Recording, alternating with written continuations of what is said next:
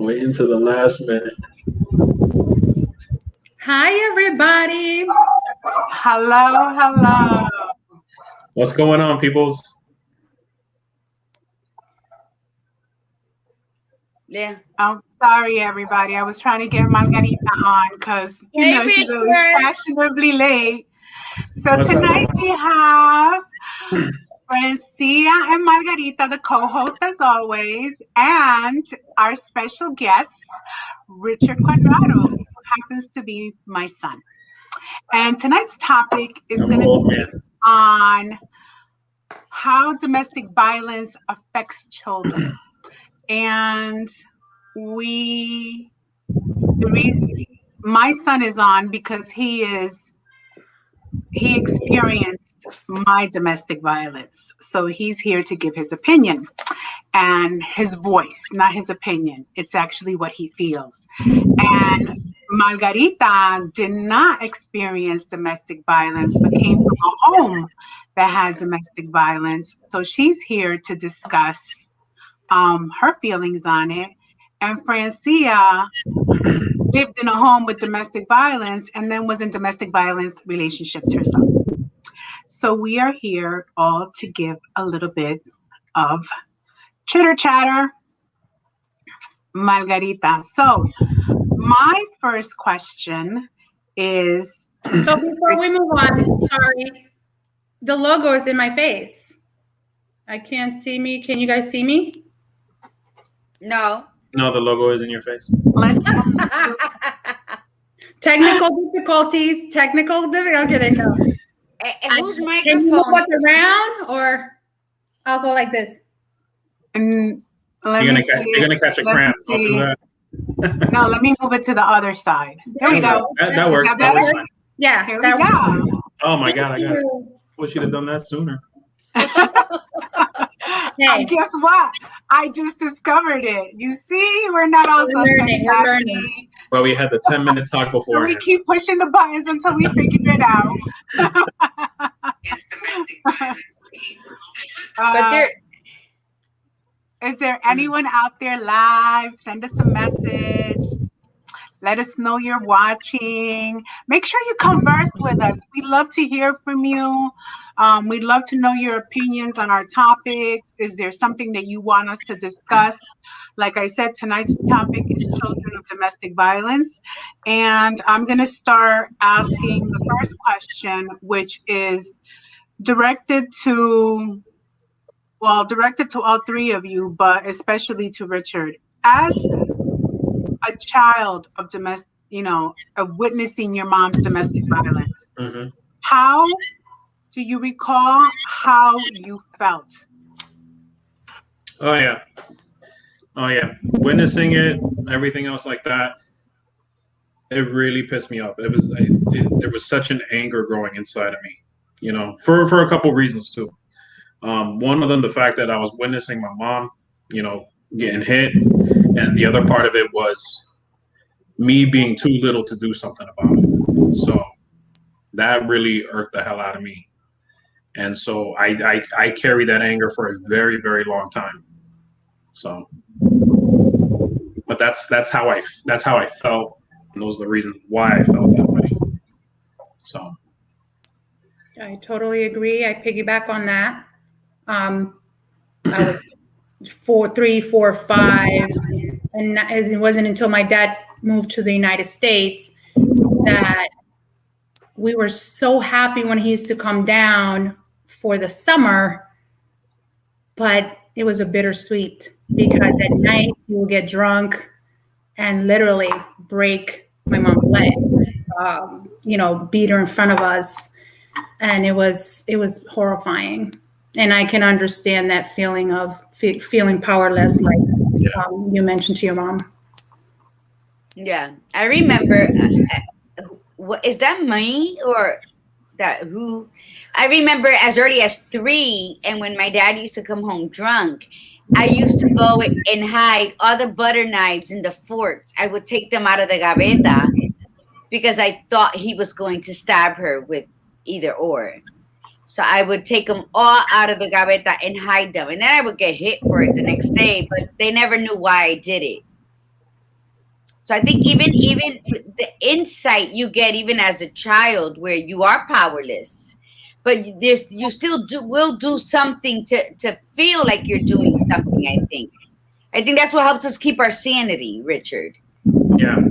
Oh, absolutely. I mean, that happened for quite a few years, and then by the time I hit high school, when I started playing football and getting into sports and stuff and hitting the gym, that was where I felt comfortable enough to go ahead and actually do something about it, and throw my body in the way so that way it would stop happening. And eventually it did. So that was the perk in it. That was the plus. Beautiful. Richard, quick question.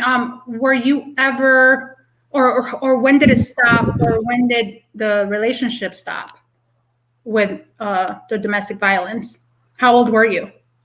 I think I went, 15? 14 or 15, around there. So then you were old enough to react if you wanted to.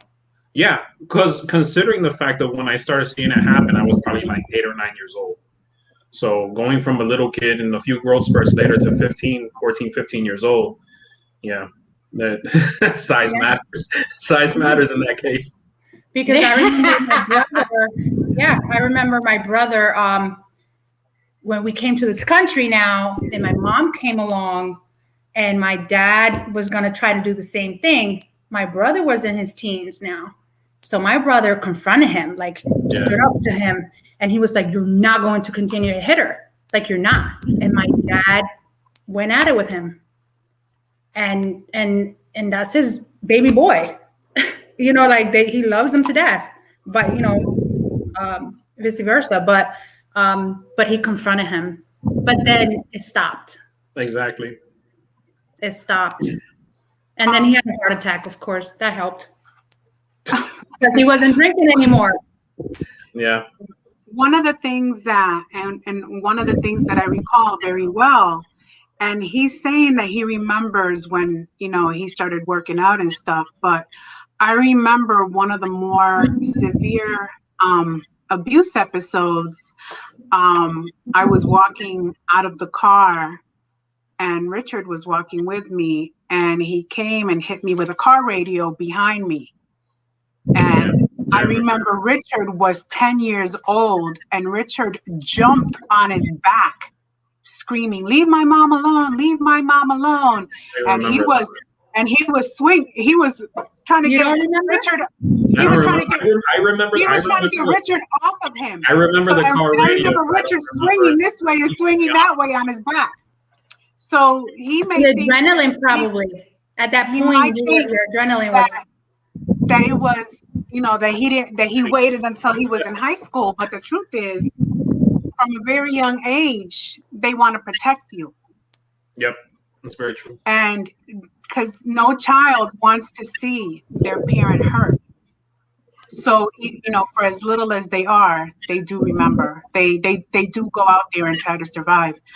The next question that I'd like to bring forward is, statistics say that children that are of domestic violence homes tend to have emotional problems and be abusers themselves. And once again, I'm gonna start with Richard. In your relationship, do you feel that you were an abuser? You mean my personal relationships moving forward? Yes. No. What I do feel is I feel like there was after that, at that point, now that I had reached an age where I was, old enough to get starting dating and stuff like that, I got scared because I never wanted to be faced with that kind of situation. So I kind of just hid in a corner. I spend time with, friends and stuff like that, and, spend time with a girlfriend. But, the moment she raised her voice, I'm like, oh, okay, I'll shut up now. So I became very submissive to a lot, and that ended up dragging out into a far worse feeling later on. So, but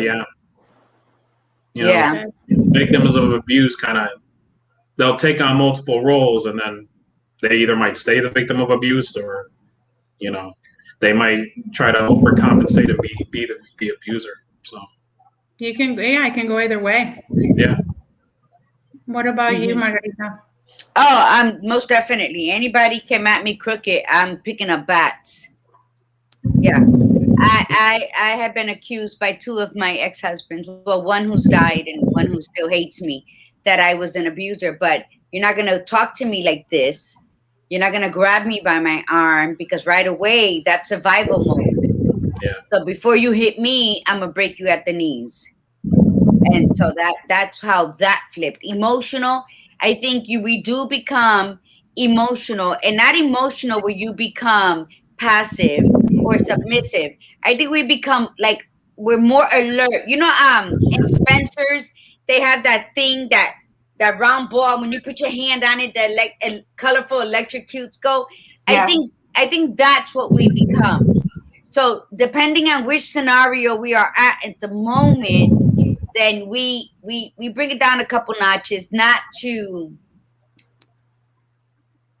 go off, not to go off, or to be pushed around. Like, you either go from one side of the spectrum to the next. And children who grew up witnessing domestic violence, it's hard for them to find a medium in anything in their life. It's like the scarring of it. Although we progress in life and we succeed and we triumph, there's still that medium that we can't get to, because it's either this or it's that. Mhm.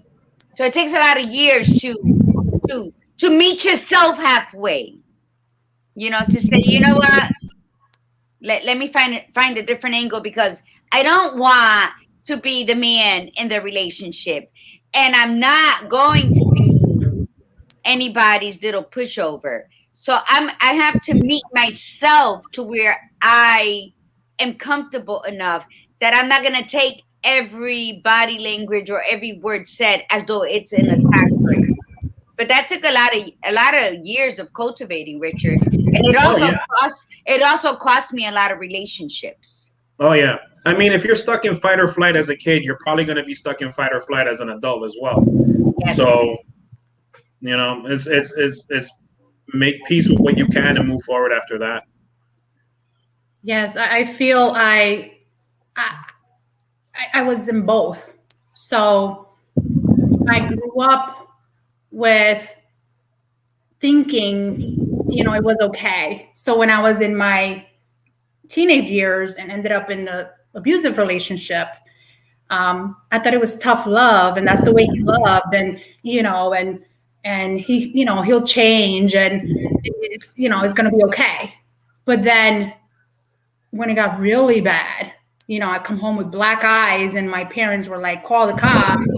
When he tried to kill us in the car, when I almost pulled the trigger, his own gun, that's when I was like, God, God, please take me out of this, please, and I also ended up pregnant on the birth control pill. So I wanted to, I was only 17, and I was like, I can't tell my parents I'm pregnant again. I already have a baby. I'm in this abusive relationship I don't want to be in. Like, God, what's going on? And I try to kill myself. When that happened, and he ended up going to jail, it came back for me to be free.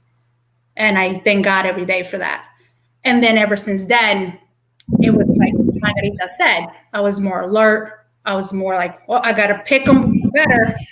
I got to learn from that last one. And I did, and you get the here's and there's and, flaws. No one's perfect, but never another abuser. So I thank God for that. Does somebody have a fan on or something blowing? We have like feedback. It was Richard's fan blowing on the mic. Oh my God. I asked about that before the show. Can you hear it? No, everything's fine. Not the case, apparently. No. Now it's off. Okay. I didn't know it was the fan. I think, go ahead, Lillian. What's Regular table fan. No. Go ahead. I was just questioning the fan, the background. No. What's the next question? I like the Oh, flow. oh, I'm sorry. Okay. So you stated that in your relationship you were more submissive. Now, let's take it to the next generation. Okay. Would you say that because you're submissive, that your children are mean or are also submissive or have the signs of being abusers? And in this case, I'm questioning it because you have 3 daughters. So do your 3 daughters feel like they have the right to be abusive towards men? I don't condone it, but my daughters, because of me being submissive, are much more aggressive in how they handle a lot of things. And the thing is, because I didn't put my foot down on a lot of it when they were growing up, being, married to their mother at the time. She was the disciplinarian, and I was there to uplift them and give them praise. Because of that, during the divorce, a lot of it was, the typical he said, she said stuff. But then there were points in time where they actually got physical with me, and so I had to nip it in the bud at that point. But by then, I had already gone through, what Gladiator Guru was talking about is, meet that middle way.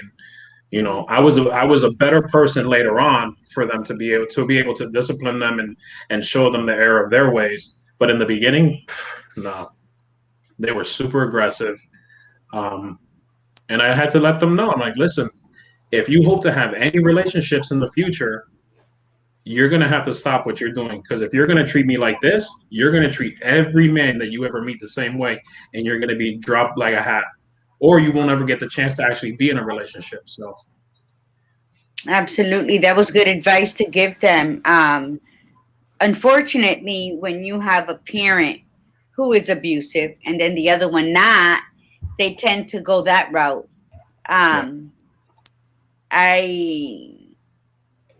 I can't speak for my sisters, but I can't say they've been in abusive. They've been in fist fights with their men, but edged on. Not that they were like the let's go for it type of thing. But I just think that everybody has a takeaway. And I believe everybody has a takeaway. I don't believe anybody is weak who gets beat. I learned that after many, many years, because to me, my mother was weak and pathetic. She let my father beat her. He cheated on her with all her friends. He had 8 sons with 8 different women. He was the weak one. What? My father, well, my mother's friend was giving birth and asked my mother to go with her. My mother said, as soon as that black ass baby came out of her, I knew it was your father's. And that my father denied it. And my mother said, if this isn't your son, baptize him with me. So my father is Molleto's father and godfather. Okay? Because he would not tell her the truth. And so that's like a running joke in the house. But she knew. And I don't know if it goes to where they knock your psyche down so bad, your self-esteem is very low, and you believe them that you're not going to find nobody better. I don't know what the case may be.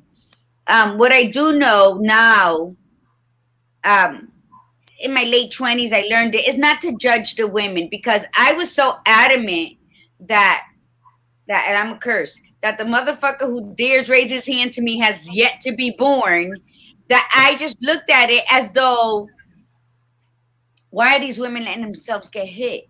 Then when I started speaking at domestic violence shelters and rape centers and safe houses, I learned that it's not that they're weak and pathetic. It's just either they didn't have the guidance, nor do they have the support to help pull them out of it at that moment. Absolutely. So, and that is why we are all here today, because we've all learned something. We experienced it and we learned from it. And I chose to learn it because my biggest thing to uplift is women. So you have to learn it. And women out there, if you're in a situation like this, you are not weak. You know, put your big girl panties on and seek help, because there's women out there who are willing to help you, take you in, come in the middle of the night and sneak you in the car and drive you away. It exists. You know, so Absolutely. the only thing that, if you're in a situation like that and you feel like you have nowhere to go and no one to help, have the courage to love yourself enough to leave everything. Take a backpack with some panties and your toothbrush and leave. Kids and all. Because there is places that will take you in. Yeah. It's hard, yeah. But touching Absolutely. on the Women. Go ahead, Lillian. No, I was just gonna bounce off of what Margarita said, that a woman is more prone to help another woman in need than to help her while she's living in that hell. Of course. So there is always a tribe ready to help you and assist you. You just have to say the word, knock on your neighbor's door. And when I say courage, I don't mean you got to be strong in that moment, because you're not. Just think of the word courage, and what when you think of courage, what do you see? What do you see, Richard? When I say be courageous or courage, what vision do you see? I got to walk through the woods in the darkness. I don't like that kind of stuff, but I'll do it. But you also you can see a soldier, you can see, a cacique, an Indian chief. You see someone in power. With that word courage, to me, I always identify it like I don't know about anybody else, but I love the English movies of the 15th, 16th century, when they wore like that badass silver chain thing that must have weighed a ton. That's what I see when I hear courage, which means I'm going into battle. I might lose the battle, but God damn it, I'm ahead to the war. You understand? So I might lose right up first, that battle, but I'm gonna get up and continue on until I complete this war, this hell I'm in. And that's what you don't need to be strong. You just need to say, help me. Absolutely. That's what it is right there. And that's the nail on the head right there, is having the courage to ask for help in a position where you can't. And that goes to the guys too, because the guys will be the first people to say, no, I ain't asking for help. I know, because I was like that. I refused to ask for help on a lot of stuff, which would have made my life a lot easier had I done so. So having that courage, actually asking, putting yourself out there and knowing that you need help, and actually you go and you ask for help. Because the moment you ask for help, the ladies are, ladies with the ladies and the guys with the guys. The guys will make fun of the guys for a little bit, but they'll help you out. Yeah. And no, I think yes, I'm very spiritual and I believe in God. So the first one you need to ask for help is God. And just, even if it's a room, going to your room, they call it the war room, yes, where you go and you pray and you ask God for that courage.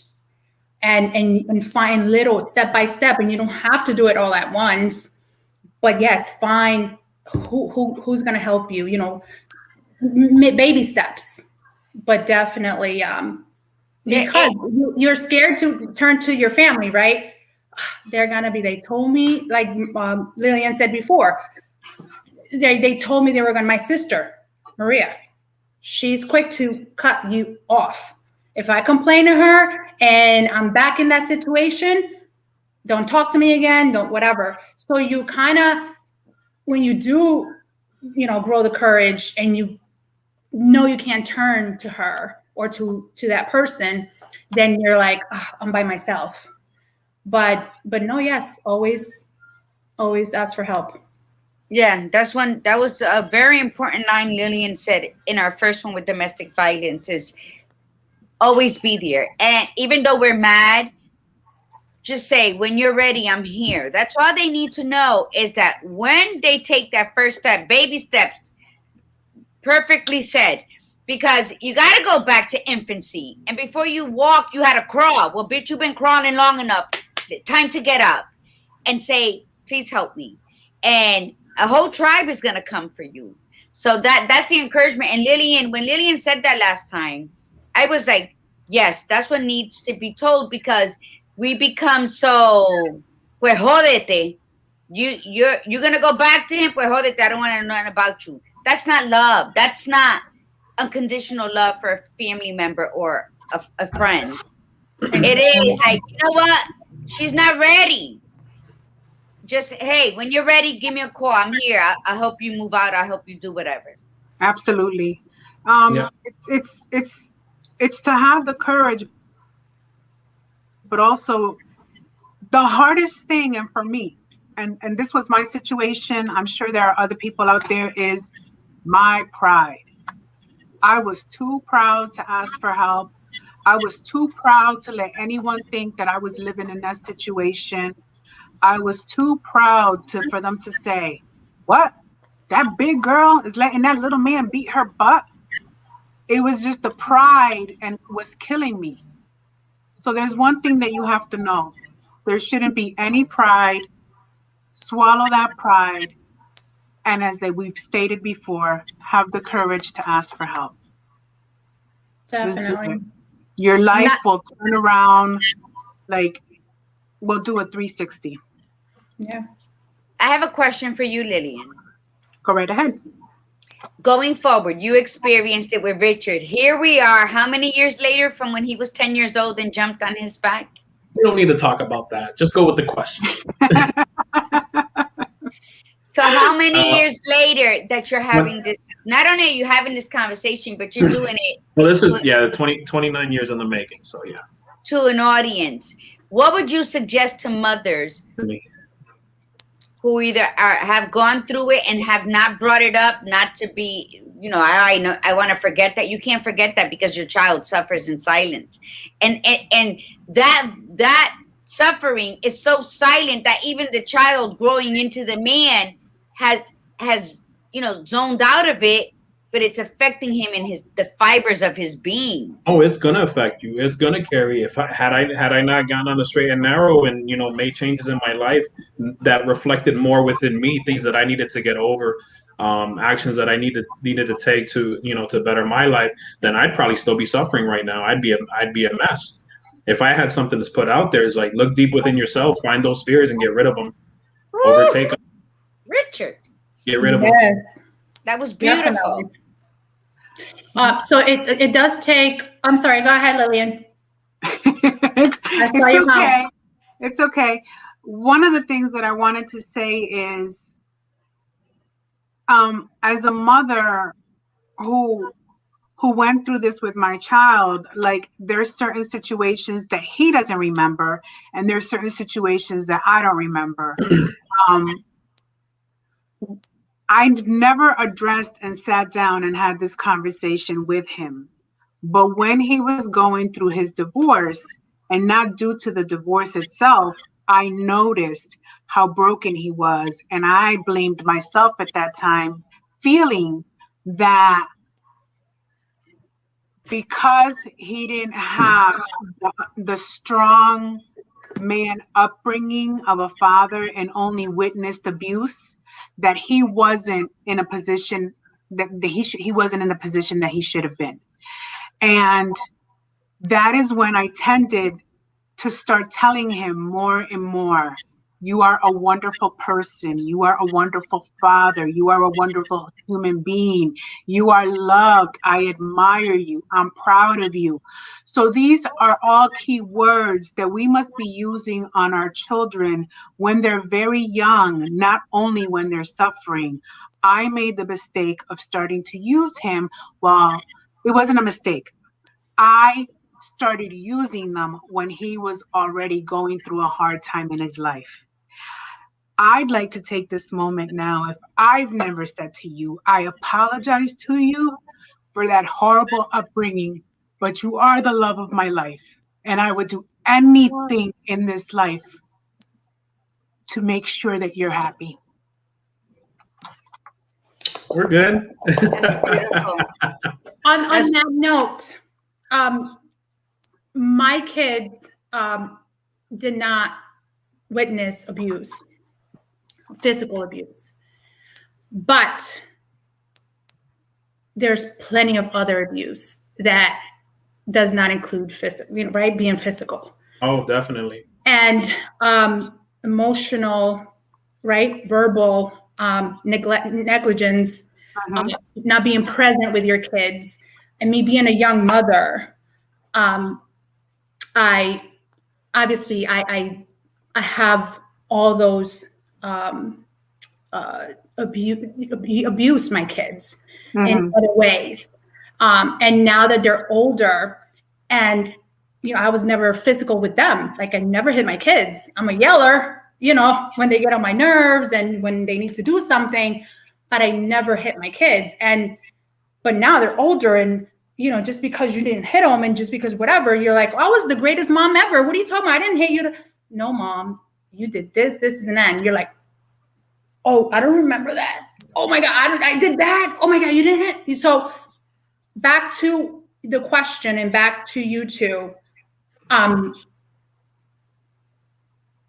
My advice is to always talk to your kids, no matter how young they are, and obviously watching what you say, but to get their side of the story, their perspective, their mental, and then you give them yours and communicate and just say, you feel like that? Oh my God, I never knew you did, you feel like that. I never knew you felt like that.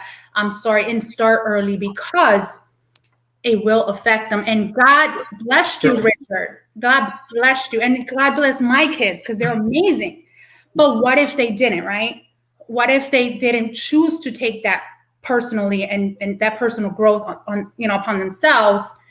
And and that's when things can go wrong. And even if it's the same household, like we spoke yesterday, one can choose to do right, and the other one can go the other extreme, choose drugs, choose alcohol, choose self-destruction. So start when they're young. Start admitting your flaws. Start admitting your mistakes. Your what am I doing wrong, or what can I be doing to make you And it's not spoiling them, and it's not giving them the upper hand. You're still the parent, but it's how it makes you feel. I think one of the biggest things that I had, like even when I was married, I never had the time to actually sit down with my kids and actually just spend time. Like we played video games, but like to actually sit down and like talk to my kids, like when they were younger, it was non-existent. Like their mother was always around. Their mother didn't want me around the kids, even if we're sitting in the backyard. Yeah, she's a weirdo, but hopefully she's gotten over it now. But like we never had like those little kiddie conversations that you would have with your kids when they're younger. Now my kids are older, and we'll go sit on the back patio. We did it a couple times before when they were like 14, 15. Now Trin's 18. But yeah, we would sit like in the back patio, and then we'd have conversations about real stuff going on in the world, and talking about their problems in school. Girls, they had boy problems. Who knows if they have girl problems? I don't know. But we would talk about real stuff, and I would hit them with real knowledge, but I would call it like, Miyagi's words of wisdom. If anybody remembers the Karate Kid, Yes. I would just wax off. That's right. So yeah, so I would just hit them with nuggets of truth, and in a way that they would be able to understand it. And now they appreciate it more, because now they're more involved with the outer world, as opposed to being sheltered as they were when they were younger. Like even for me to take them to the store was a pain in the ass, because it's like, well, I want to go too. Like I want to take the girls, but I want to go too. Right, yeah. It's hard. I spoke to Tiffany about this, and she's like, oh, she had a client, but she's like, yeah, I can talk because of your experience, it trickled into us where we couldn't hug you, and we couldn't do certain things. Because to me, when I associated my mom staying with all of it, with the bad mouthing, the cheating, the beating, she was needy. So I didn't want to be needy. So I didn't, it was not love, it was lust. I didn't want to be cuddling and holding hands and stuff like that. I felt disgusted by it.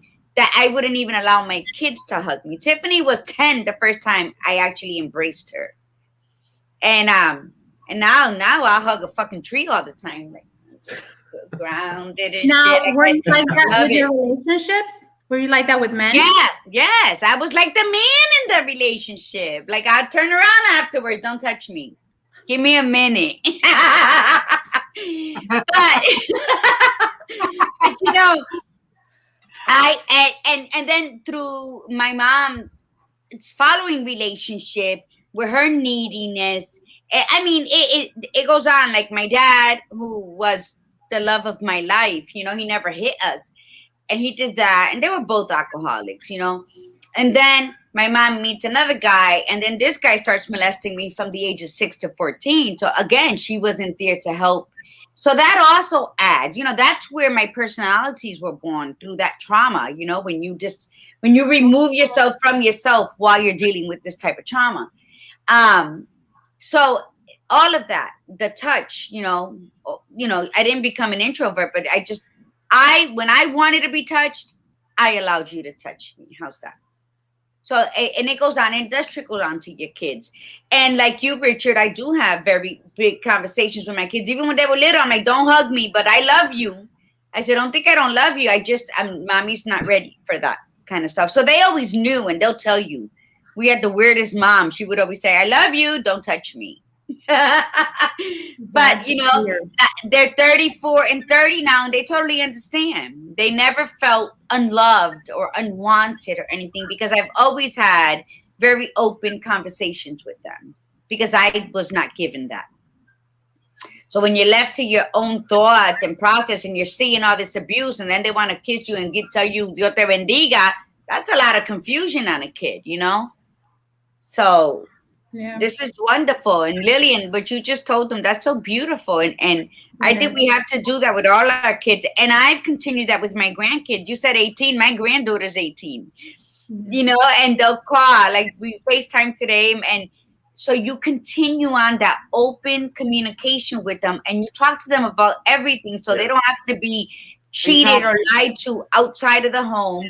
So they can come back to me and say, well, I was having a conversation with so-and-so, and they said that you can get pregnant with anal sex. And I said, that's a lie. Like, you can. And I said, who's talking to you about anal sex? You know?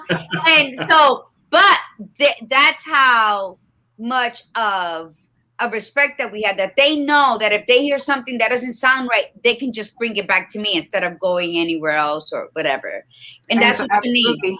Now, Lillian, a question to you. Were you ever in denial? Were you ever...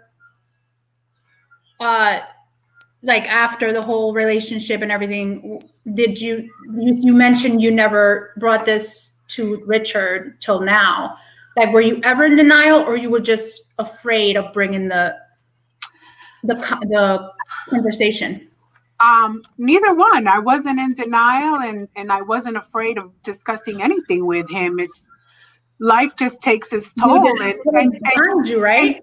And I didn't think anything of it, but I believe in karma 100%. What you do in this world, you're going to pay in this world. So, and if you don't pay for it, your children pay for it. So it's not to say that I did anything bad to him. It's to say that I didn't realize what was coming back at me until he was going through his divorce. Right.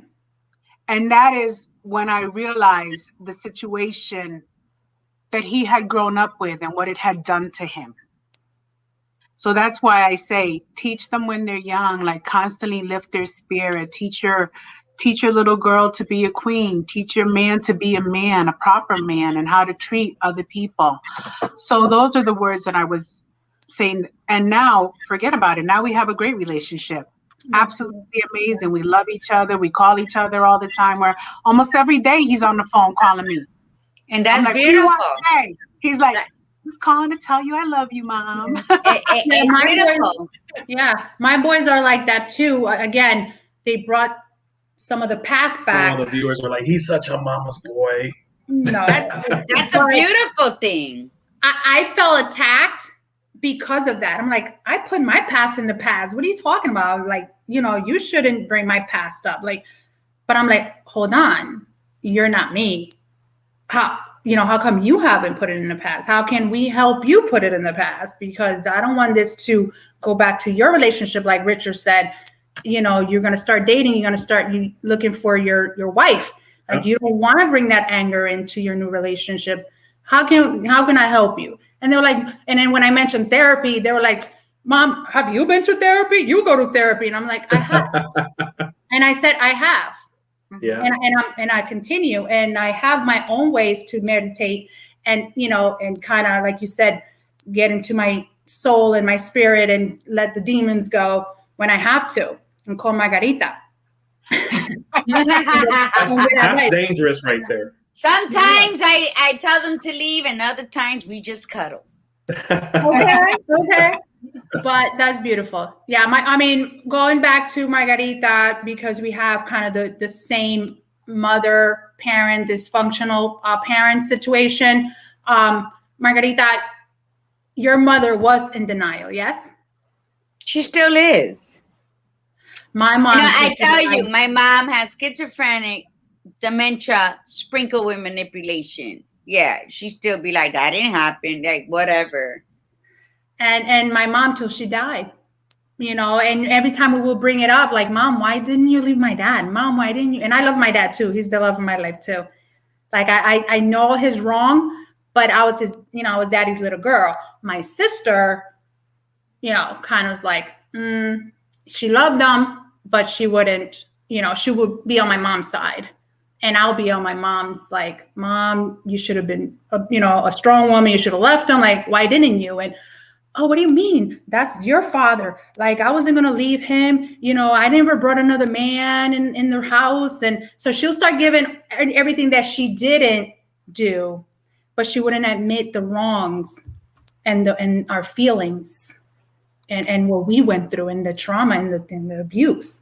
Your dad never hit you. I was like, but he damn near killed you in front of us. Like, that's abuse to our little minds. It is abuse. Absolutely. Because I think as early as age 3, we take on the fears of our parents. We could be minding our business, coloring outside the lines with our crayons and shit, right? And we're hearing them fight over bills, or the car broke, and your mom starts crying because there's no money now for groceries, and the father's really getting upset because he lost his job. So all that fear that's permeating in the room, even though we're busy doing something, we're listening subconsciously. So there was a study that children who grow up having fears or some kind of manic issues, bipolarisms, it's because they have attached the fears of their parents, and then as they grew older they were fearful, so then they incorporated their own fears. So it's un arroz con culo there with fears that don't even belong to you. And that's why conversations and speaking with clarity will help. And what you said earlier, we need to teach our boys that it is okay to cry. It is not sissy. Men who grow up and they're angry is because they were raised que los hombres no lloran. That's such a myth. My son, when he's upset or he's going through something, he'll call me and he starts crying like a baby. And I'm like, oh, papi, and I listen, I hear him out. Why? Because it is healthy, and because how long didn't I cry? I cried at 42, 2 years after my dad died, because I didn't even cry when he died. And I hadn't cried since the age of 6. So when I heard that cry, I scared myself because I didn't know what I sounded like to cry. Wow. But I'll say, oh my God, Lillian, I cried. She goes, what? A tear came out? You let a tear come out today? Crocodile tears? That's crying for her. Yeah. Now, well, they said crying is good for the soul. My soul is clean as could be because I was the crybaby of the bunch. well, I would cry for you. I used to feel everybody's pain. And I cry with commercials. Now I'd be like, what the hell? I'm 52 and now I'm mushy? Like, what the hell? So today, I was talking to Joshua. I was talking to my youngest, and I put him on the spot. Your teacher called me, this and that. Where's your pace for this subject? So I kind of, not attacking him, but being strong and firm. Like, what's going on? We need to. he started getting frustrated and teary-eyed and about to cry. And I'm like, something hurts? Are you in pain? Did somebody just hurt you, like your feelings? And he's like, no. I was like, well, then do not cry. There's no reason to cry for me asking you questions about something that you knew you had to be doing. You know what I mean? Like, so for that, like, I don't want him to think it's okay to break down, you know, when you're frustrated or your back is against the wall for some reason, right? It's as long as no one's hurting you, your feelings are not getting, I'm not cursing at you. I'm not, you know, like verbally abusing you. I'm asking you questions firmly, and I'm just putting you on the spot. So you want to, oh my God, and cry. No, don't cry for that. So to me, it's different types of, you know, of crying. So yeah, for abuse and how you feel. And then when something's really bothering him and I see he's confused and he's hurt, then I ask him and I tell him it's okay to cry. It's okay to let me know what's wrong, but not when you're being, you know, put on the spot because you're supposed to be doing something. Oh no! See, it can go either way. So yeah, you got to learn. You got to learn your children as well, and not overindulge because you made mistakes when they were little. Because then that's also a catastrophe. You're creating what, you know. You can't overcompensate and make them feel like they're entitled to shit, and then you can't just ignore them because then they're gonna grow up feeling lost in the world. So I mean, it's and who's perfect? What parent has all the right answers? You know, my kids were, stop it, you're gonna fall and get hurt. I said, stop it, you're gonna fall and get hurt. They fall, they got hurt. I hit them, I sit them on the couch, and I said, and now don't cry. That's your consequence. I done told you once, I done told you twice. Now sit your ass there. Now you bleeding because you fell, and then your ass is sore because I done hit you for not listening to me twice. Don't you dare cry. You know, and they'll tell you, oh my God, she abused us. Yeah. So they would say with the boogers. If Tiffany was not to tell you that, they would have to sit there like, but you know what? I can't cry because she's gonna hit me again. and all that was to teach you cry, I'm gonna hit you. All that was to teach them that, you know, you have to respect. If I told you once and then I gave you an opportunity and I told you again, you know, I don't go past twice. So, and then now this is your consequence because you didn't listen. On top of not listening, you got hurt. And on top of getting hurt because you didn't listen, you got hit. Coge, Moncho. And that's how the story goes. No, I didn't have my children feel entitled. I explained to them what, you know, how it was, what certain situations are. And I love my kids. And Lily, you know, I'll kill for them in a heartbeat. Absolutely. It's just that they had to learn. And what better teacher than me? If you fall down, let me help you up, but choose wisely. Because if you fall down because you fell down, I'm going to help you up. But if you fell down because you done did something that you were told several times not to do, I got your back, but I'm not going to help you up. Figure it out. Get up. But I'm still there. So no, it wasn't, you know how some mothers are like, oh, that's my child. I got to help him out of this. Why? If he already been falling into it. But that's love, you know. But no parent has all the answers. We're never going to get it right. And no matter how good we are with communication, there's always a kid that's just going to be the opposite of what you do. And I think as a parent, just do the best you can until you exhaust all options. And if the kid still comes out feeling some kind of way, it's not you. Because remember, we all have our own issues. We all have our own crosses to bear. And some of us accept it and others point fingers. Yeah. No, and like I said yesterday, we are all wired differently. You can have 8 kids under the same household. They all going to have different personalities, different perspectives of things. You know, some with the genes of the mom, some with the genes of the father, you know, whatever. And, you know, and some are going to cope with things differently. Some are going to be doctors. Some are going to be, you know, artists, different intelligence, you know. Yeah. Creative intelligence or book, you know, nerdies. Well, I have to say that, You Lillian, gotta say it like that. You probably I offending some of the kids might be watching right now.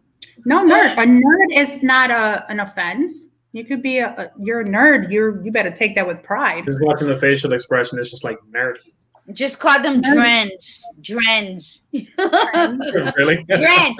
Remember from what was that show with Fonzie and Joni and what was it?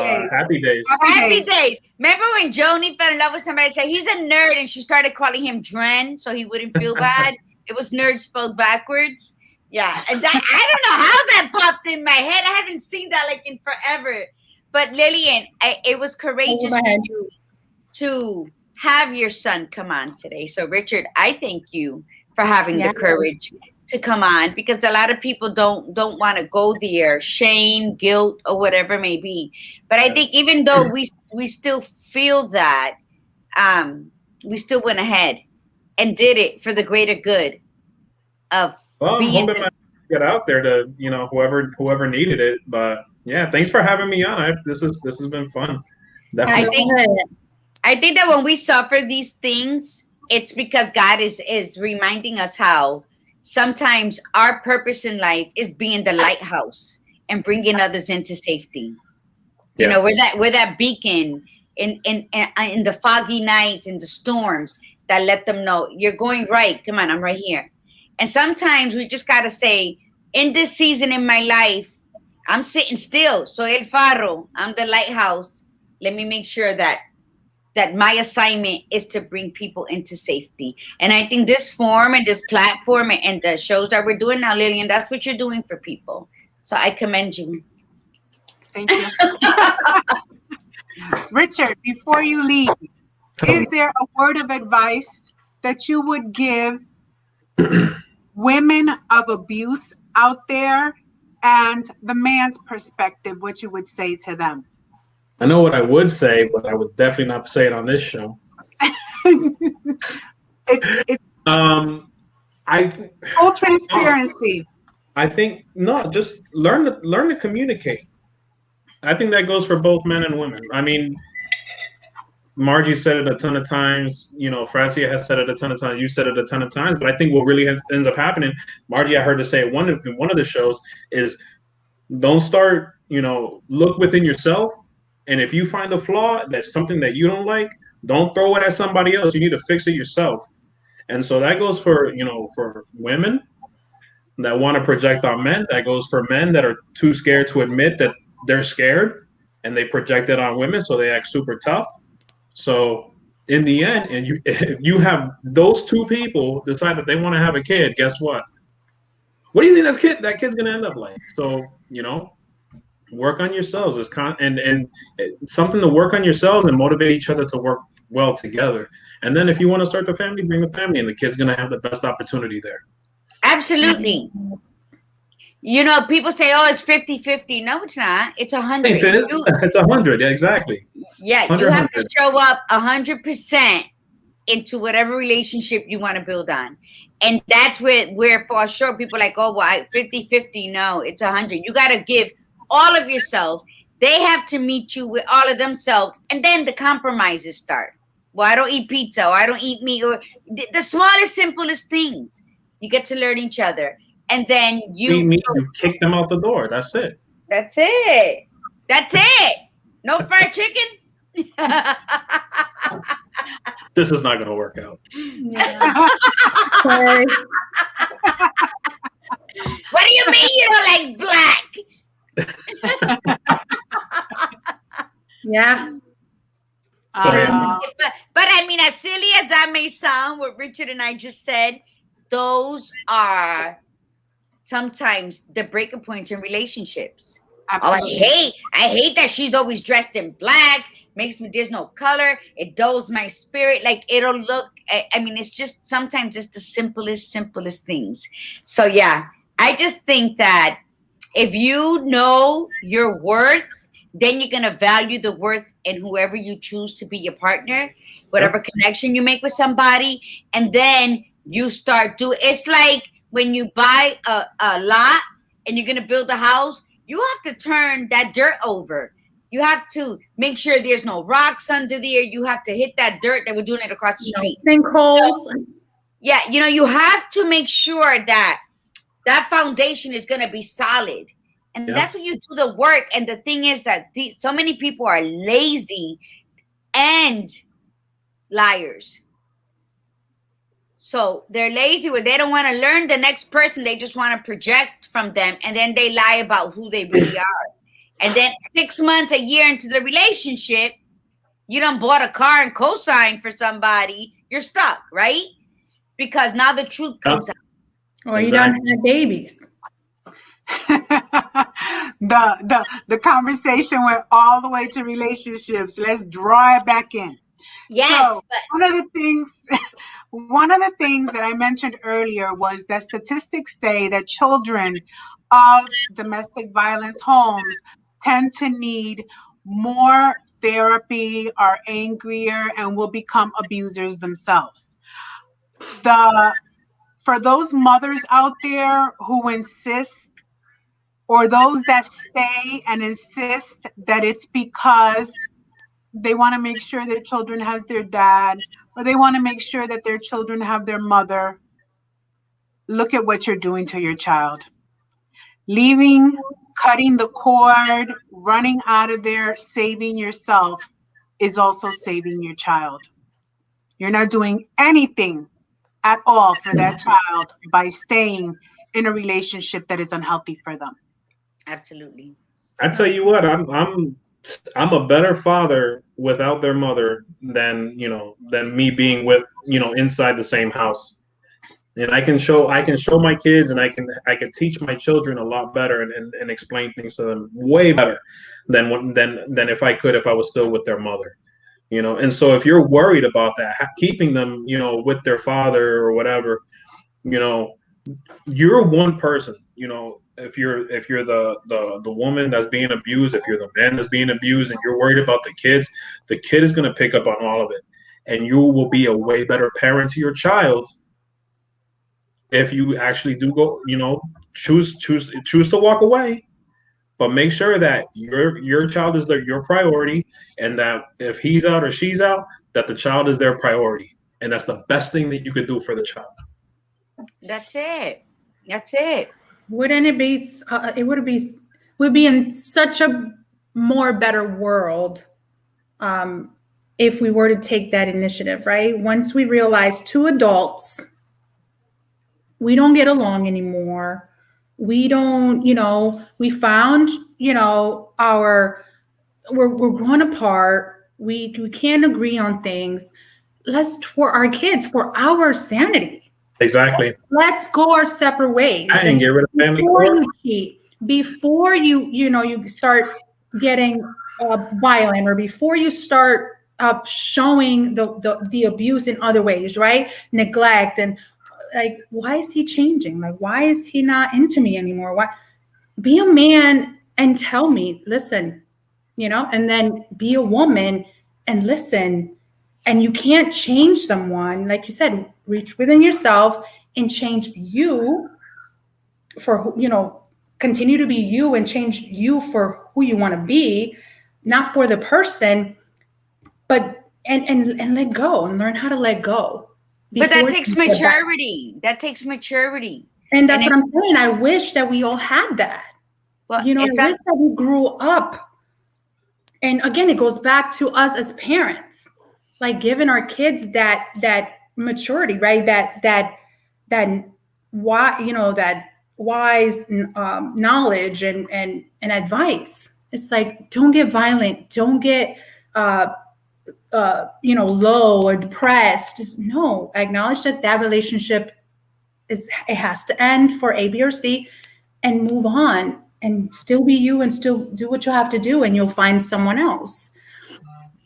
Well, that's what we hope for. But right, I wish. So those that are in situations right now, I think the first step is acknowledging that they need help, and the second step is calling out for help.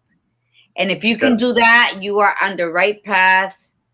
You are on a safe journey, and just do it. For anybody out there who feels stuck, acknowledge that you need the help and believe it, and then it'll be a bit simpler to just either call 211 or reach out to a friend or do something, email one of us. I mean, the reaching out is there, but acknowledge and accept that you do need the help, and then say it out loud to someone. Yeah. Let someone hear it, and then that's how you start. That's how you start healing for you and That's the first step in the journey. Yeah. So, Yeah. and Reach out. healing is messy. It's painful. It is not for the faint of heart. So a lot of Right. people fear that step because of that. So just saying, acknowledge and accept that you need help. And then the second step is voicing it out. And then the third step is healing for both you and your children. And taking it just a couple of points back, the red flags, the red signs. Start, educate yourself on how to read those signs. As a woman in a relationship, find those signs and then ask the uncomfortable questions with your own partner. And Not if he's abusive. Not if he's abusive. You can't go no, there. No. If you start, Ladies, that's something that I'm taking it back, to the beginning. You don't start beating me up and I'm your wife. We start as boyfriend and girlfriend. We start dating and everything's peachy, and then things start turning. So as women, what I'm giving the advice is, learn, educate yourself, be around other women, other groups, other positive men and women to help you find those red flags early on, so you don't find yourself dialing 211 one day. Yeah. Thank you, Richard, for joining us this evening. Thank you for joining us. I told you to marry me. Conversations with achievement, tenacity, and courage. And we will see you guys in 2 weeks. Next live. Take care. Good night, everybody. Good night, everybody. Take care.